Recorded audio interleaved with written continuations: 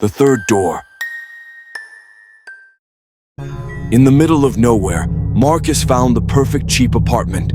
An old, run-down building with peeling wallpaper and hallways that stretched on longer than they should. The landlord's only rule was odd. Never open the third door in the basement. Marcus shrugged it off. He didn't believe in superstitions or ghost stories. For weeks, he lived quietly, ignoring the occasional strange noises from the basement. A faint thumping sound, sometimes like footsteps, other times like a soft scratching. One evening, the power flickered out. With only his phone's flashlight, Marcus stumbled down to the basement to check the breaker box. The basement was cold, damp, and smelled like rotting wood. The concrete walls were stained, and the light bulb overhead swayed without wind. Then he saw it. The breaker box was near the third door. Unlike the others, this door was older, almost black with age, and had no handle, only deep claw marks around its edges. Marcus tried to ignore it, but as he flipped the breaker, a sound came from behind the door. A voice. "Help me." Marcus froze. The voice was weak, desperate, a woman's voice. "Please, they locked me in here."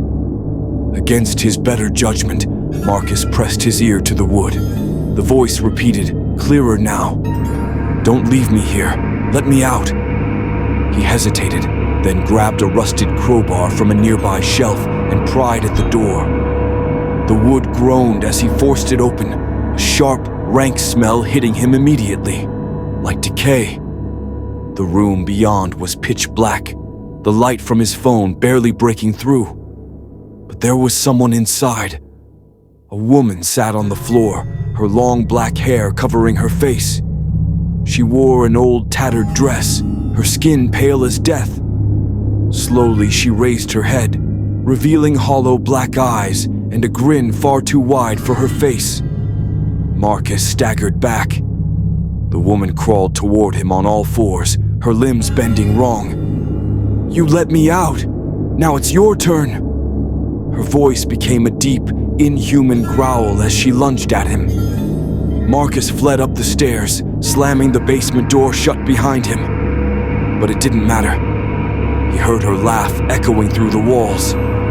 That night, Marcus sat in his room, clutching the crowbar, too afraid to move. From the corner of the room came a soft sound. Tap, tap, tap. When he looked up, his blood ran cold. The basement door was now inside his apartment. It stood in the corner, waiting, its claw marks deeper. The tapping came from the other side. "Let me out." "Marcus." Thanks for watching. Please subscribe.